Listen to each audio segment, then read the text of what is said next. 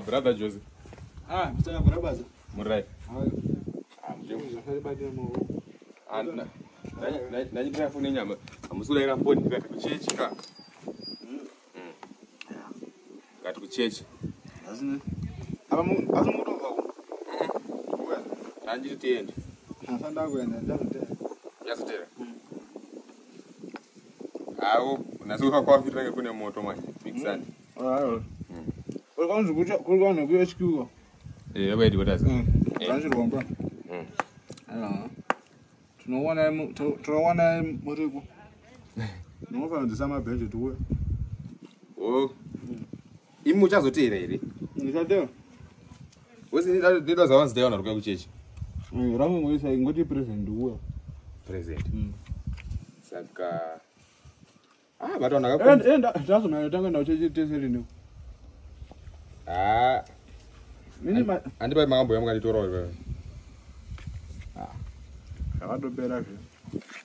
Balazisanda nokatotenda. Ngwani madimona achitodona. No, pastor wangu ane power.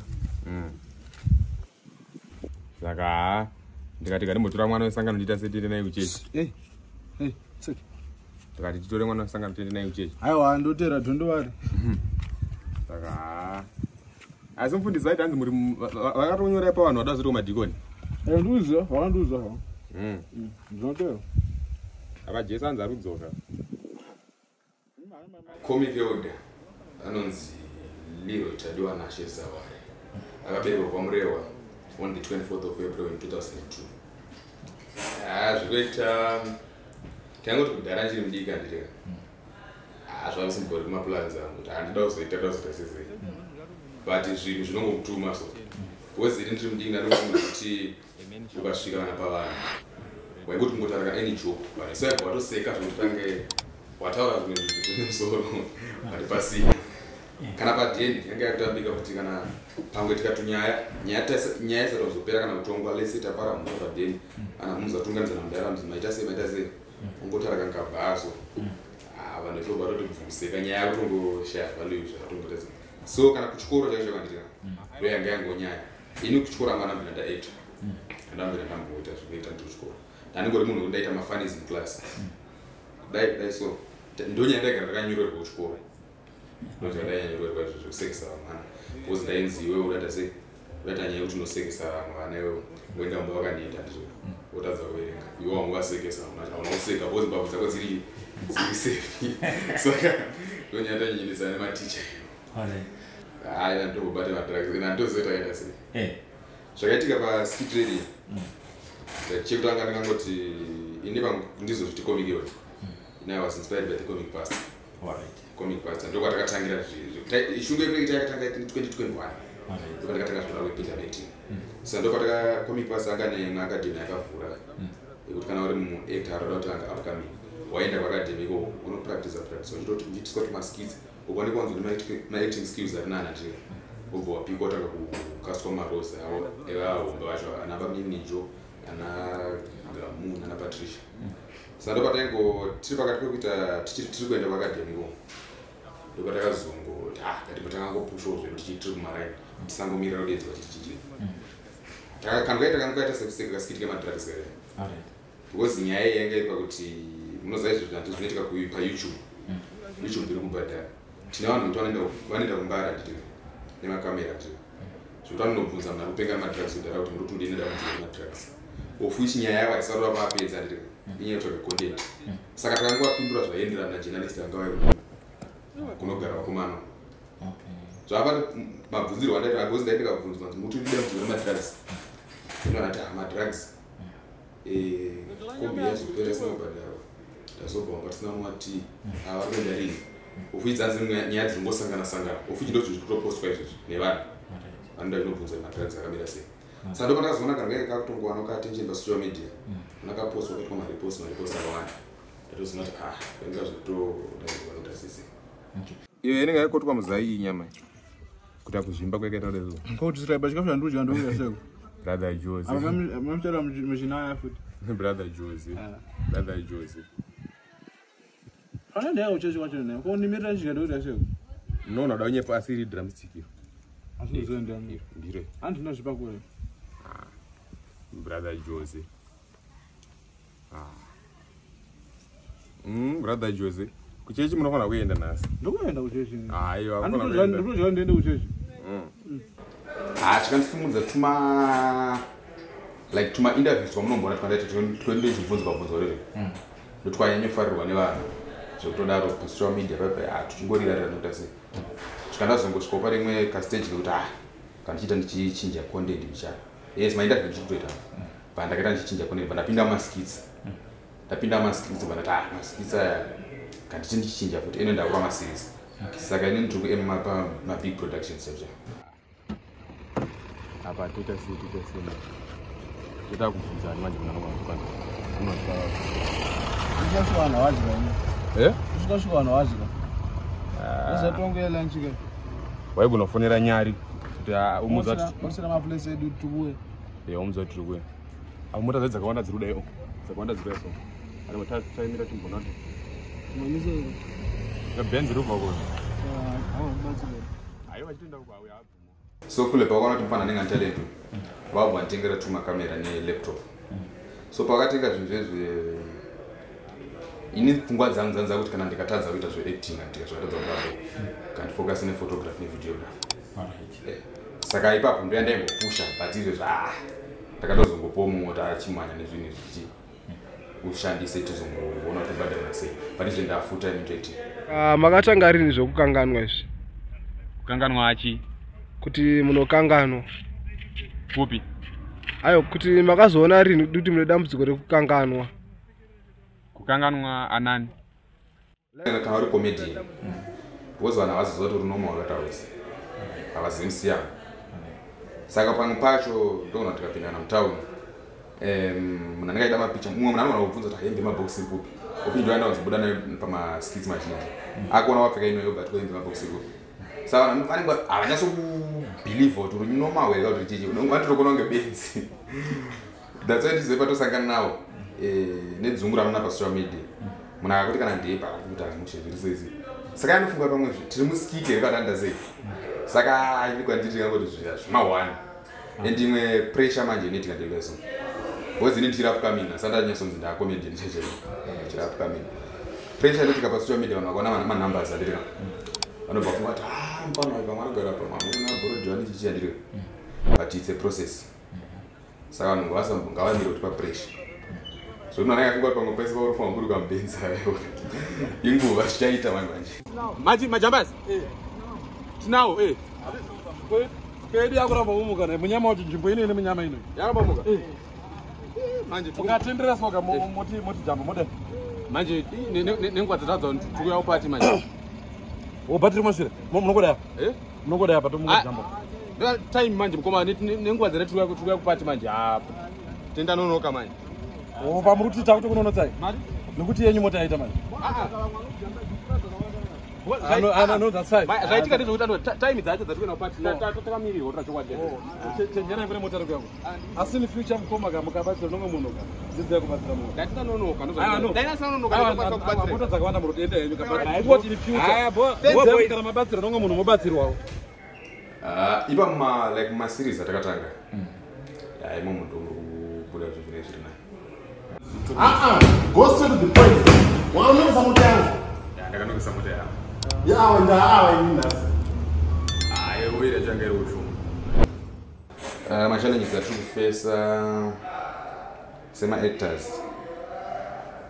Turipo tumwe like unoita series anditika. Pane paida ma sponsors. But in like the project atikuita.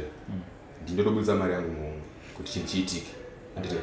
Ofuti ma sponsors anotozoya pamwe pato pamberi but kumashure kweso nengwangobhoeka. Saka tikangoti nyaya dzemari chete tozinoita sei. Zvinenzire kunyatsobudapo. Inonyanya kubhadhara pama platforms angu YouTube, then also ya Facebook. Then una TikTok na Instagram tumwe twete. But YouTube ndo the biggest platform. Kuside kwangu ka sasa nemawira nengaita munhu kuti ari kupusha sei. But nemapushira tata so far YouTube kuti sei. Ndo totitira kuti bhadharo mari ndau zitita sei wozi ndo garden. Saka ndakutozvikwanisa kuzvimanage nekuti sei sei. Yes, I am. saka tingadoti kune vari kuuya zvatika ya zvitoripo rova 18 but wosiyawo kana wakutanga zvaacting let's say upcoming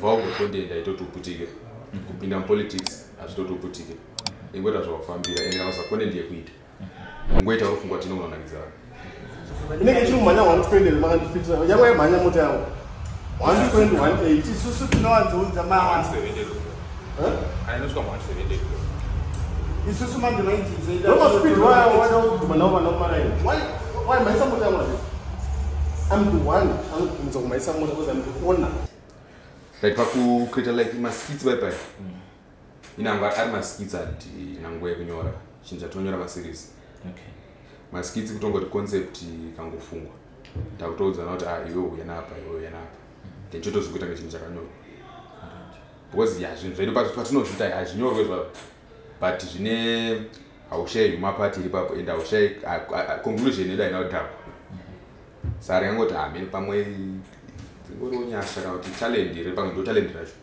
rekuti haunyore zvino inonge ringatanga kucreate like ipapa like pandasvika panapa ndogona kutobva ndatinana 4 maskits akana zvakadaiso pane pakatoshata handiri one apa nepachipisa Bemba ranga riripisa mwa Bemba rabatisiwa budhiva uyu anonzi Terence. Bemba rabatisiwa kupi kwacho abatisiwa tichiri kwa mutambo. Like kuti madhezi ndakacreate page rakanzi comic udani. Pachitonzi manje ufunga kuti kana zvitiko comic ndo pachazoribona zvinoita comic pastor. Ofichi muridzi wezita wacho comic pastor nditeka. Ndiye munhu andoti indosa nezvinhu zvakawanda kuti mufana wangu ita so. Ndakatombomuudza mukuru ndikati but mukuru azviite page yangu parasvika ndichinge zita tidai so. Wanze mufana start rase ritengeswe. Shandisa zita trese tipo shit. Like kwazvinhu like local police ndakaburitsa series randokubuditsa. Ndiye munhu like watingatakatisumudza. But vanhu kana vazozvitorawo vanenge vachifunga kuti pamwe kukopera kuti ase but inspiration sokukopa.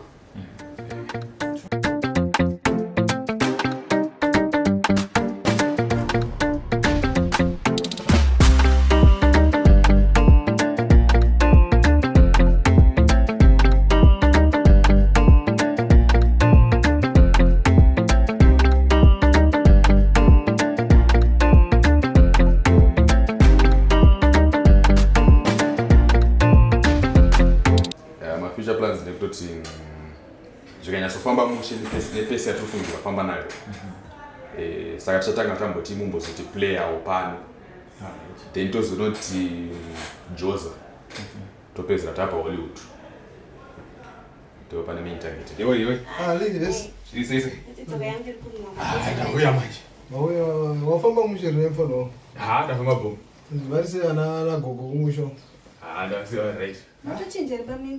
Ndachinja. Ndaenda kufika jini regreen ri. Zvamaze zvawabva wapfeka hembe yakaunyana kunga nemombe. Koko harare ndo. Naime apa kuisa mavirikidza hembe bvisai one. Musara ne t-shirt. Aniita tisazodikitra bozwe andudzokeresa. Apa pamapeji apa sungonzi tukuita comedy chete. Pane zvimwe zvatinotobatsira nazvo ma use like nyaya ma drugs. Ndo yanyo kwaza generation yangu. Like young was in mama 2K.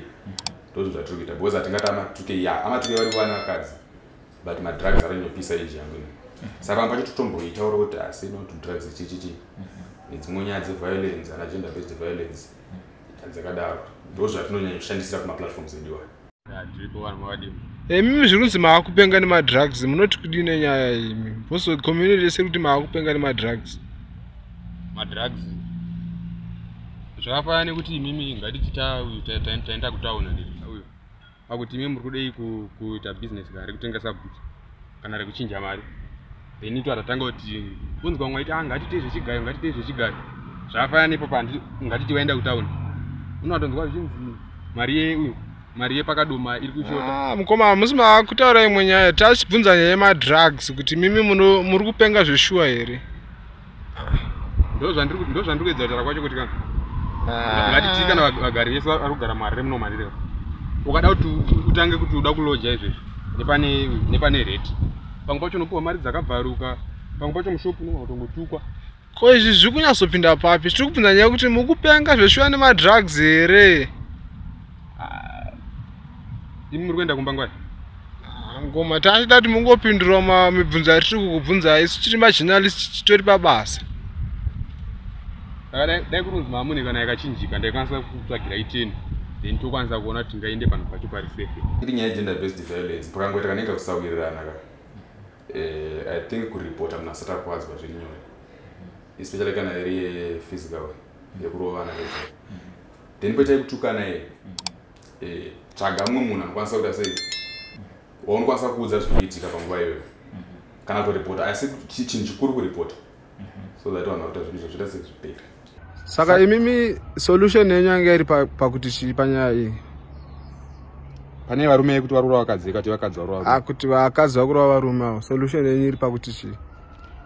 Since vanhu vacho vachinyara kuno reporta kuti varova nevakadzi isusu tinoita project yeuchi kutengesa uchi. Saka zveuchi zvikupinda apapi nenyaya gender based violence? Uchi manje kuvakadzi vari kurova varume kana ngavauye vatenge uchi because uchi unobatsira kuti voice risaende kure pakuchema kana kuri kunzi kurohwa murume ari kurohwa ari mumba make nyaya yacho haimbozivikanwa vanhu vari kure anongochema imomo nyaya ita sei yotopera. Saka imi makanyasozvitarisisa nemachinero amakaita itori solution yakakwana here makatoti mataura solution here? Ndoda ndongoti uchi unobatsira kuti voice risaende kure pakuchema. Aiwa ka isi asita kubatsira kuchema tobatsira nyaya yekuredusa macases egender based violence kuti vakadzi vasarove varume. Nyaya iripo izvi kuda munhu akashinga ura neana yakasimba. Aiwa ndati iwe first ana yakasimba here. Obviously andiri murume because iridhira ndoda kuitisa ikaye tingangoti raakufana pamwe nekuti zvakafana kuda kune kuromba so. Aiwa handisi kuromba isachi pandikuti sasa ndomaziva pese panongonzi parombwa panozongofa vamwe vanhu. Kudzokera ndoda ndikutaura kuti nyaya yacho iri ngoda munhu ane hana like kuromba but hakusi kuromba kwatoda kuita. Pandaita zvimushikashika papa handoziva tichienda na red drive pane kuseri kwacho uku I think uri kukuziva mani kwekuti unotiza ndimoda tudiki ikoko so ona zvotaita taiti isu ndokwataitiza nako polisi iko saka taiti katotiza nepolisi taitoswera maredi yakakwana taitombonetsana nepolisi iko saka side iwo zvandakaona kuti ndezvokuti kunotiza nemushikashika yese zvimakombi nechichiri tomoda tudiki tunotiza neko tichitiza chi mapurisa. Strangles gracious mange asirandro shandisa pakuekta ndodzidhani grego ndo ranoshandisa ndane nguva yakatoti tichishanda nacomic elder tinoshanda tese zvakanaka mukomana chidiki ari kugona zvisingaite in terms of content in terms of kuzoekta kwacho because pamwe pacho unogona kuva necontent but usingazogone kurisa put into action. So he's a good guy in terms of putting the content into action. Problem yana actually one. Time zone needs time zone needs. Ngaipa kwa project. Kana bazari chipera karepera. Anoneza time ali akatitusanga na tenika. Iwotomeka sure kuti yato 11 because angati laptopedza kuisa ngoma laptopedza 2 minutes.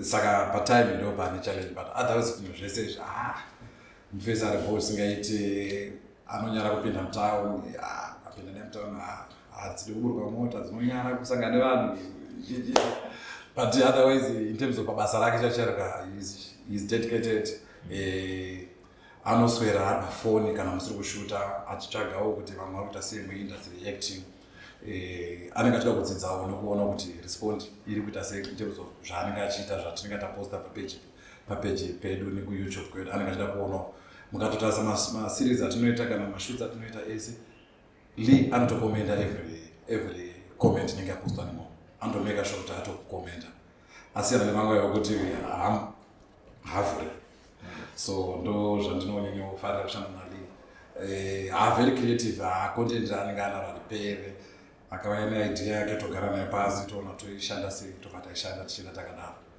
musikana asandamuonene kuza ndifunga kuti atove netime yekuti ambofunga kuita zvemabhibhi pamwe achatiratidza sablas akachatiratidza but so far handisanamboratidzwa musikana but kana kamuita ngashinge because li havati time unomiswa pako pakabana mimi nawo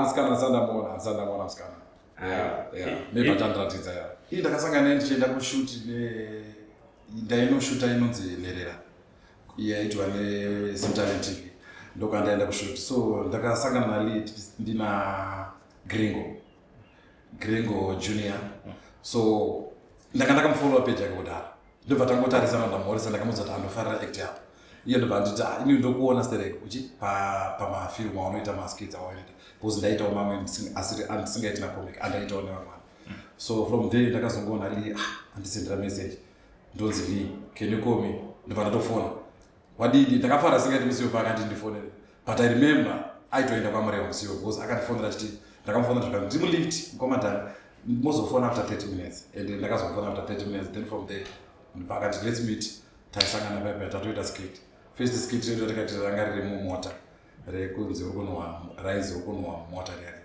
and ndakabva raita viral ndakafara singaiti kushanda naye from that time tinongoshanda tiri ku4 takadaro tine vamwe vatinozoita navo vatinozobatana navo tichamakolavo but uko ndokudzinde kwedu ndobva tinowanzoita chinhu 1 3 4 Chiri sese. Vakamira sese.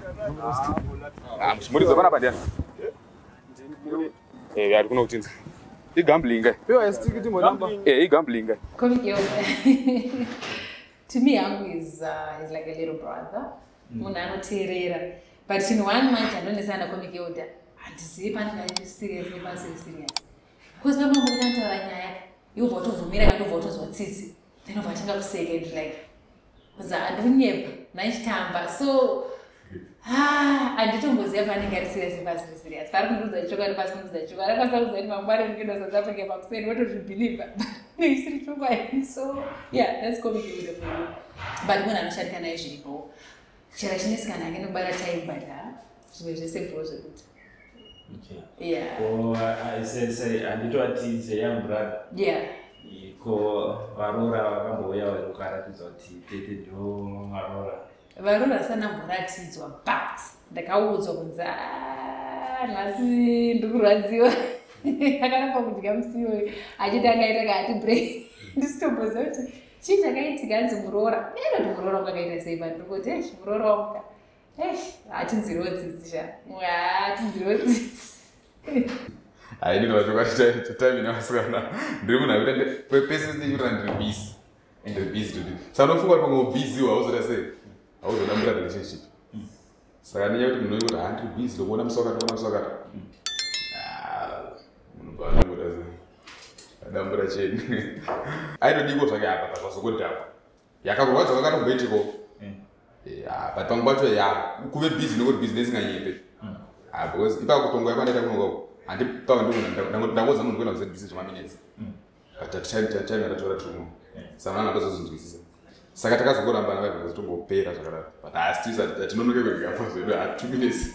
That's so come over. Don't have so. Second, the one mirror.